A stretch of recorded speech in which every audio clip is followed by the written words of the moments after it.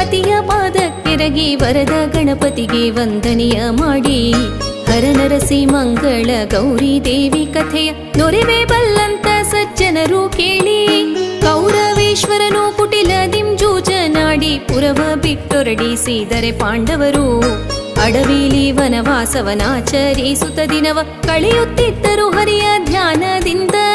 ಒಂದು ದಿನ ಹರಿಯು ಕಾಮ್ಯಕ್ಕೆ ವನಕ್ಕೆ ನಡೆತರಲು ಬಂದರೆದುರಿಗೆ ಧೌಮ್ಯ ಮುನಿ ಸಹಿತಲೇ ಬಂದು ಪಾಂಡವರು ಮುಯ್ಯಿಕ್ಕಿದರು ಹರಿಪಾದ ದ್ವಂದ್ವದಲ್ಲಿ ದ್ರೌಪದಿ ದೇವಿ ಸಹಿತ. ನಾರಾಯಣ ತಾನು ನಗು ನಗುತ್ತ ದ್ರೌಪದಿಗೆ ಹೇಳಿದನು ಪೂರ್ವ ಜನ್ಮದ ಕರ್ಮವ ಮಾಡಿ ಅನುಭವಿಸಿದಲ್ಲದೆ ಬಿಡದು ಚಿಂತಿಸಬೇಡ